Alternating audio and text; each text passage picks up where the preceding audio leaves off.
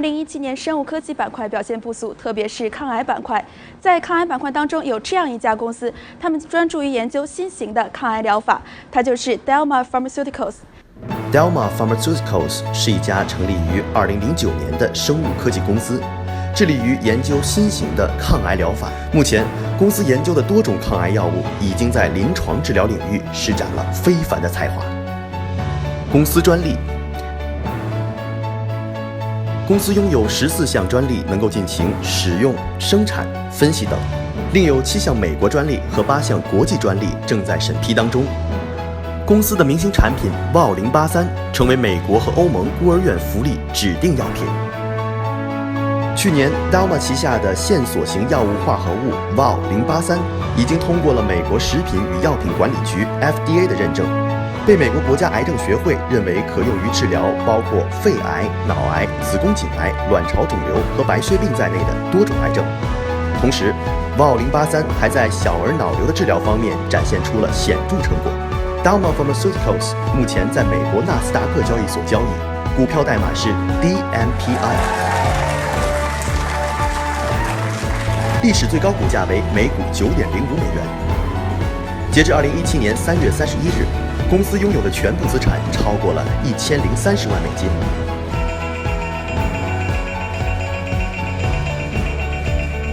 公司2017年的展望与发展：一、准备实施在治疗病变的肾小球细膜的3期临床实验；二、准备开展卵巢肿瘤方面的研究治疗。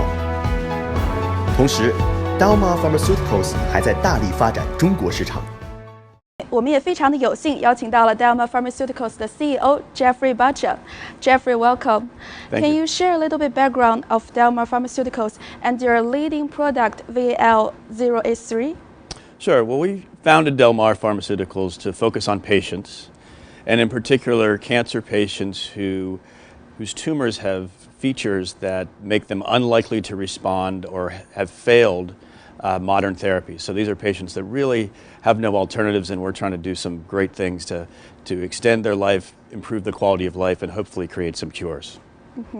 Also, this past quarter, Delmar completed a $9 million public offering. How do you plan to use these funds? Well, the primary use of those funds is going to be to advance our lead product, VAL083, into a pivotal phase 3 clinical trial for the treatment of refractory glioblastoma, which is the most common and aggressive form of brain cancer.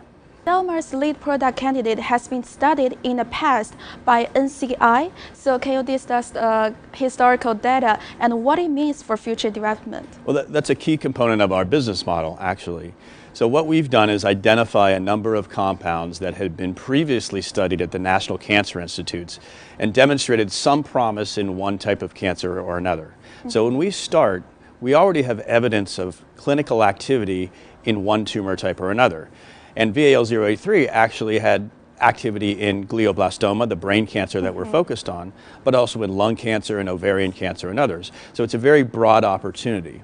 And what we do is we focus on understanding how the drug works. And through that understanding, in combination of the knowledge from the prior clinical trials, we look to solve unmet medical needs in cancer. And there's a little bit more to the story with VAL083 because while the National Cancer Institute was looking at and studying at this drug, the Natural Products Institute in Nanning, China was studying the same molecule.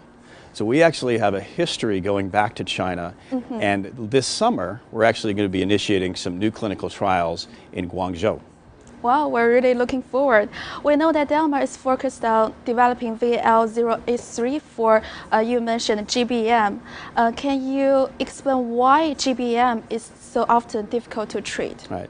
Well, all brain tumors are difficult to treat, and the primary reason for that is it's very difficult to get drug therapies to the brain.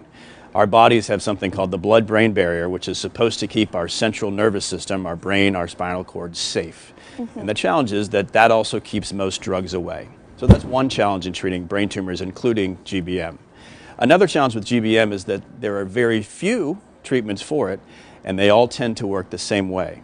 And we have a very important DNA protection mechanism, which unfortunately fights against the way those drugs work. So 2 out of 3 patients the existing drugs that we have today are ineffective, and that's what we're focused on at Delmar.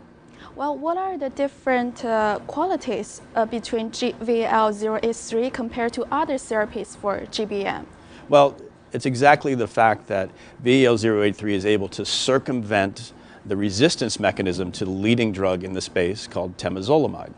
So the way that temozolomide works, it attacks the tumor's DNA at a certain point, but we have a resistance mechanism that repairs that damage very quickly.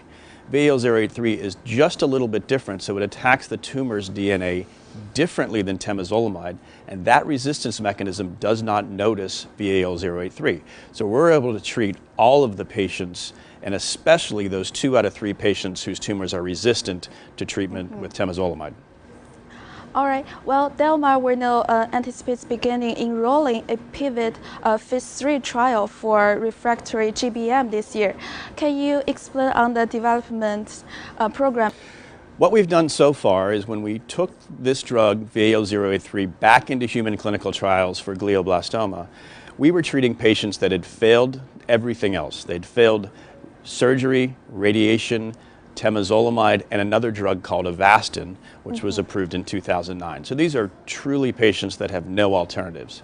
And what we observed in that clinical trial, the early trials that we did, was that it appears that there's a survival benefit. We can extend the life of these patients.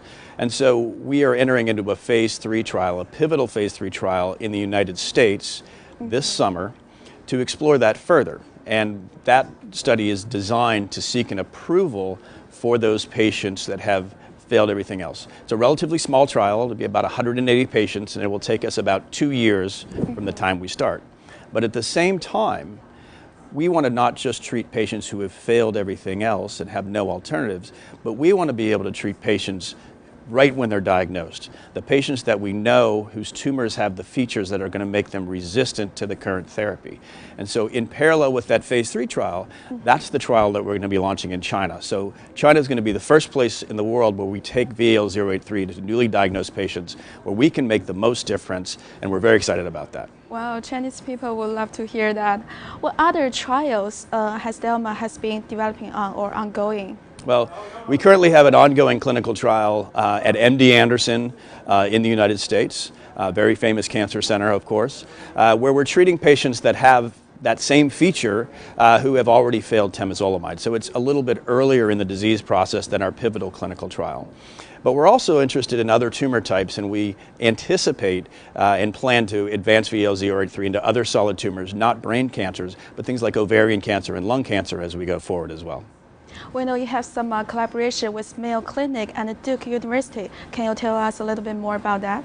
Right. Well, that's certainly part of our philosophy and on how we have built our company. Is rather than trying to build everything ourselves, we recognize that universities and academic medical centers like Mayo Clinic, like MD Anderson, like UCSF, and a number of others, Duke as well, they have a great infrastructure, and they have great people who are very dedicated to the fight against cancer just like we are. So we collaborate with them to undertake our research to understand how our drugs work, and that was what drives us into our choices in terms of clinical trials. So it opens a lot of doors for us, and these are wonderful collaborations that we've been able to leverage, including with the university in Guangzhou, Sun Yat-sen University as well. Well, I have a question for VAL083. Does it have other additional indications? Well, as I mentioned, when VAL083 was studied at the National Cancer Institutes in the United States, it was active in a number of tumors, including glioblastoma, including lung cancer, including ovarian cancer, and others. And what we've done is by studying the mechanism through those collaborations with Duke and MD Anderson and University of California and others, we've developed an understanding of how the drug works. And so now we can identify patients through biomarkers who have features that make them resistant to current therapies. We already know the drug works there, and so we focus on patients based on the understanding of the mechanism that need this drug the most. And that's what we're advancing into after glioblastoma. Oh, sounds great. And last question, what are your main goals for the rest of 2017 and 2018? Well, 2017 is going to be about initiating new clinical trials. We have one ongoing, as I mentioned, at MD Anderson currently. We will be initiating the pivotal phase 3 clinical trial in the United States in refractory glioblastoma. We will be initiating a newly diagnosed study in China, the first site which will eventually become a global trial in newly diagnosed glioblastoma. And we also anticipate filing an IND for another tumor type outside of central nervous system, another solid tumor, before the end of the summer. So it's going to be an exciting time in the second half of 2017 for us, and that'll lead us into 2018, where we're going to start seeing some data from those clinical trials, and we'll plan to be presenting those data at conferences like the American Association of Cancer Research, ASCO, and the Society for Neuro-Oncology meeting as we go through 2018. All right, that's what we have, Jeffrey. Thank you very much for joining us. Thank you so much.